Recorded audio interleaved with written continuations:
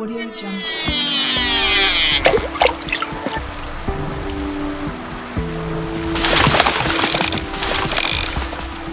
Audio Jungle.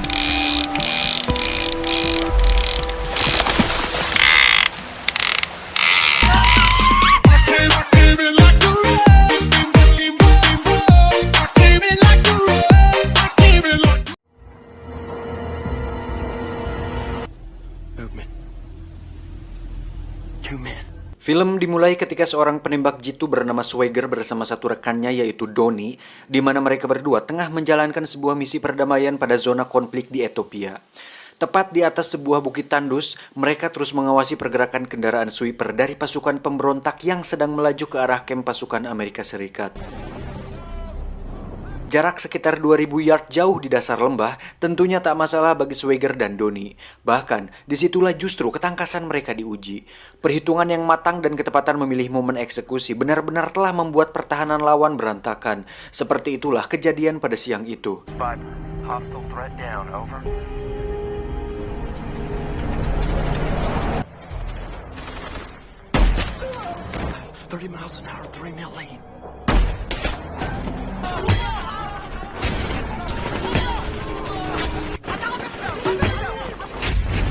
Namun entah apa yang terjadi, pusat komando tiba-tiba seperti menganulir keberhasilan Swagger kala itu dan bahkan langsung memutuskan komunikasi radionya. Keheranan Swagger semakin bertambah ketika sebuah heli datang lalu tiba-tiba kemudian menghujani mereka dengan tembakan. Padahal pihak intelijen tak mengkonfirmasi apapun terkait skema penyerangan lewat udara.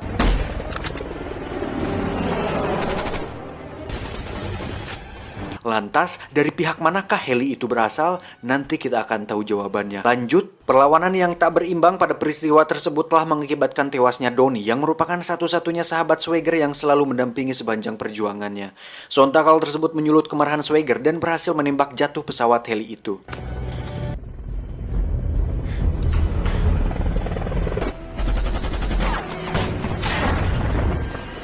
Tiga tahun kemudian, semenjak misi terakhirnya yang dinilai gagal oleh pihak intelijen itu, Swagger lebih memilih pensiun dan mengisolasi diri di sebuah rumah gunung yang jauh dari keramaian. Hari-harinya hanya ditemani seekor anjing kesayangannya yang bernama Sam.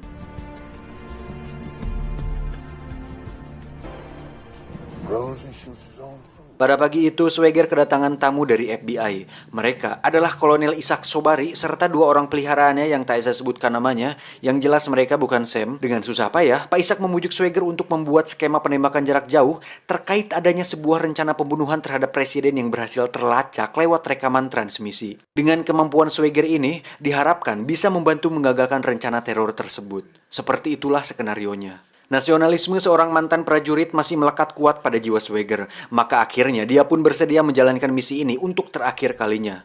Namun sayang, sepertinya dia tak begitu menyadari adanya motif terselubung di balik rencana ini. Sekali Swagger, tetaplah Swagger, sang penembak ulung yang masih tak tergantikan.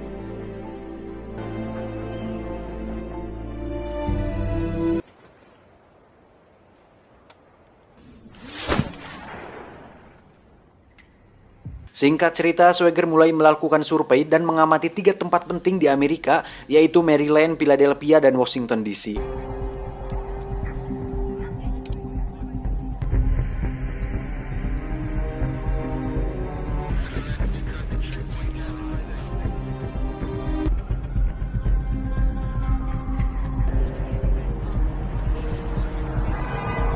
Dari mulai letak kamera pengintai, kecepatan angin, suhu udara, kelembaban, dan jarak tembak tak luput dari perhatian Swagger. Bahkan dia menentukan kapan dan di mana dari ketiga tempat itu kemungkinan besar presiden akan dibunuh. Maka Swagger memilih Philadelphia sebagai titik lokasi yang paling memungkinkan terjadi.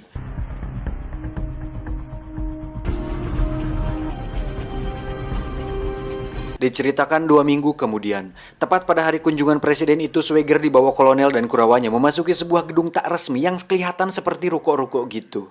Dari balik jendela gedung tersebut, Swagger terus menganalisa dengan seksama segala kemungkinan terjadinya teror terhadap presiden.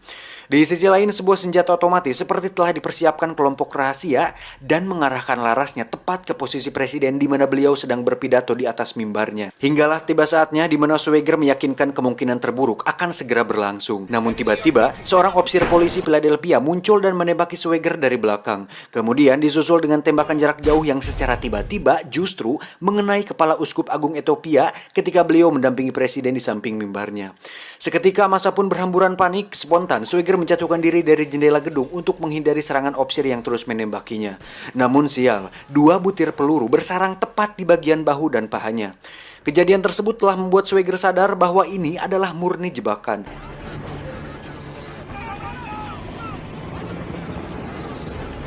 Dan bukan hal mustahil jika sang opsir itu pun merupakan bagian dari rangkaian jebakan tersebut. Hal itu terbukti ketika sekonyong-konyong dia dituduh sebagai eksekutor tembak yang menewaskan Uskup Agung tersebut. Dengan membawa luka tembak di tubuhnya, Schweiger berhasil lolos dan menghampiri seorang agen FBI yang sedang memantau situasi. Dia bernama Nick Memphis. Di hadapannya Schweiger menyatakan, "Bukan aku pelakunya, aku dijebak." Setelah itu, Schweiger melumpuhkan Memphis kemudian merampas senjata dan mobil dinasnya lalu kabur dari sana.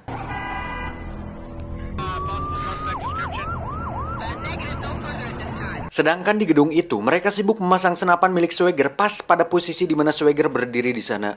Sekaligus dijadikan skenario seolah-olah Schweiger lah pelaku penembakan tersebut. Namun di sisi lain, kegagalan membunuh Schweiger benar-benar membuat Pak Ishak Sobari geram. Tak lama, pemburuan pun digencarkan. Tim bersenjata profesional dikerahkan. Mereka yakin jika saja Schweiger gagal ditangkap, maka lain lagi ceritanya. Dan yang pasti situasinya akan semakin buruk lagi.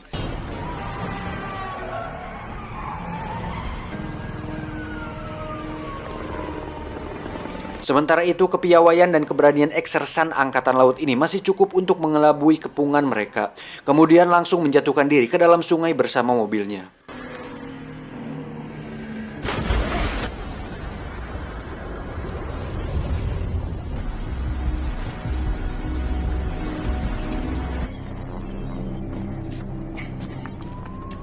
Singkat cerita, pelarian Schweiger berakhir di rumah seorang janda muda bernama Sarah Van.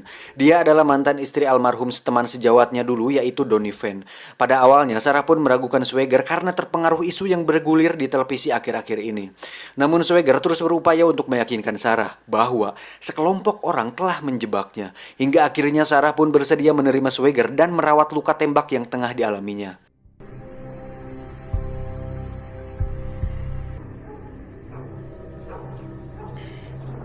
Di sisi lain, sebagai agen FBI, Memphis tahu persis reputasi karir Sersan Schweiger bahkan jiwa nasionalisnya yang sangat kuat. Sehingga dia yakin bahwa bukan Schweiger pelakunya. Melihat terdapat banyak kejanggalan, maka Memphis mencari data dan menggali informasi terkait kasus ini. Namun sayang, segala upaya yang dilakukan Memphis ibarat ombak menerjang karang, semua kandas tanpa bekas, nihil tanpa hasil, anjing. Bahkan berujung pada sebuah upaya penculikan atas dirinya. Mantep kali kata-kata si pembuat narasi ini, bangsat. Di sebuah gudang pinggir sungai, Memphis diikat dan dihajar habis-habisan. Namun ketika hendak dibunuh, tiba-tiba Schweiger datang menolong dengan tembakan jarak jauhnya.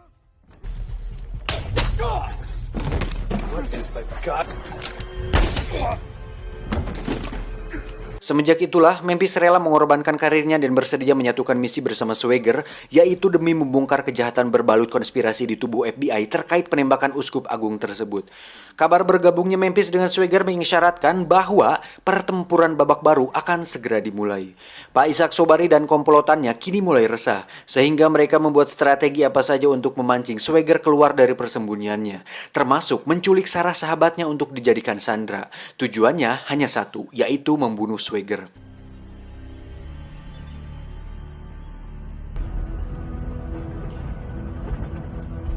Sementara itu, Schweiger ditemani Memphis sedang mendatangi seorang ahli balistik dan persenjataan terbaik yang tinggal di sebuah dusun terpencil. Tak disebutkan nama untuk perannya, namun kemahiran si kakek tua ini membawa titik terang dalam rangka membongkar tokoh di balik penembakan Uskup Agung.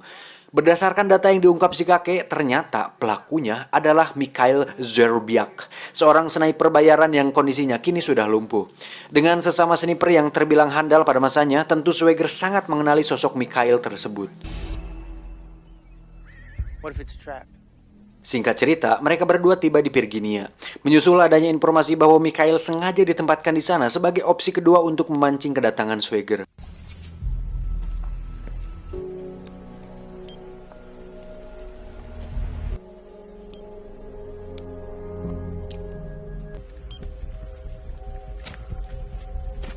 Saatnya tiba, Swagger langsung menerobos masuk rumah menemui Mikhail. Sambil mendorongkan pistol, dia menceritakan semua hal terkait penembakan Uskup Agung.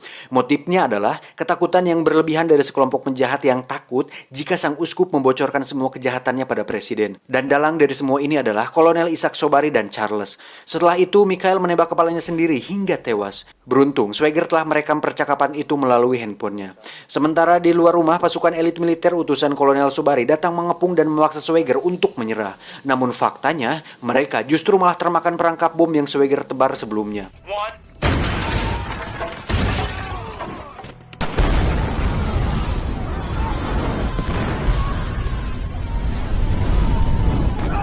Untuk kesekian kalinya, strategi yang dipraktikkan Pak Ishak dan kawan-kawan ternyata tak mempan melawan kepiawaian Swagger.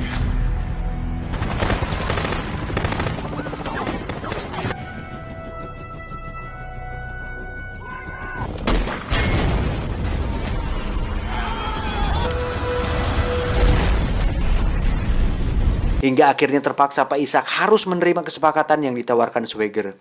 Meskipun berat, namun mau tidak mau langkah ini harus mereka tempuh. Di mana mereka harus menyerahkan senator sebagai jaminan demi mendapatkan file rekaman handphone tentang bukti kejahatan mereka selama ini.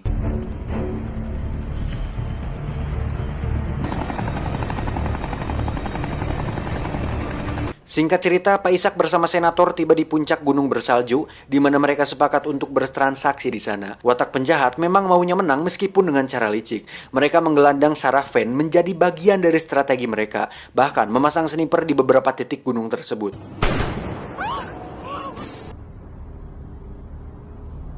Namun sepertinya Swagger lebih sigap membaca strategi bulus mereka dan berhasil melumpuhkannya.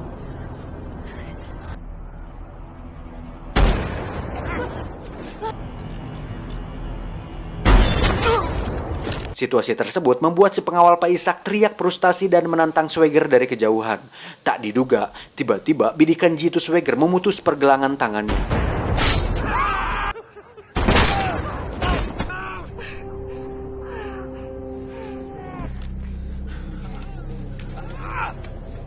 Sementara itu, senator pura-pura berlagak baik dengan membujuk Swagger untuk bekerja sama dengannya.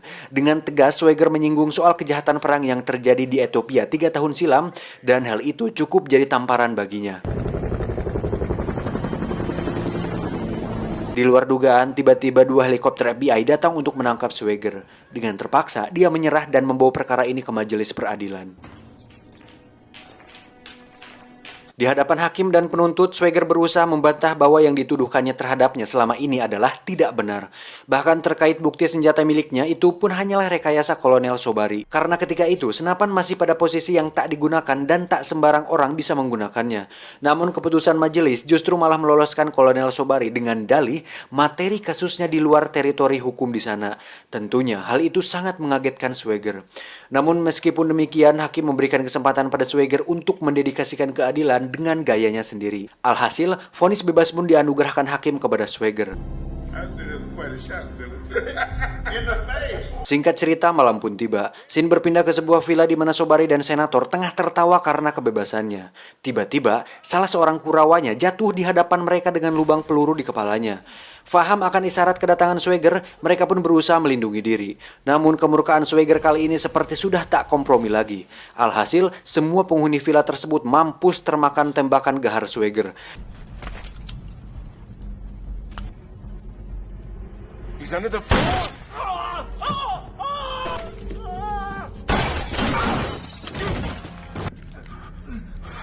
You out of your mind.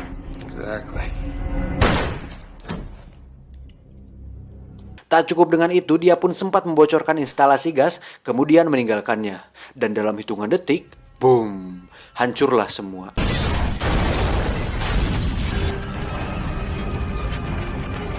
Sementara itu, Swagger menghampiri Sarah yang sedang menunggu di mobilnya.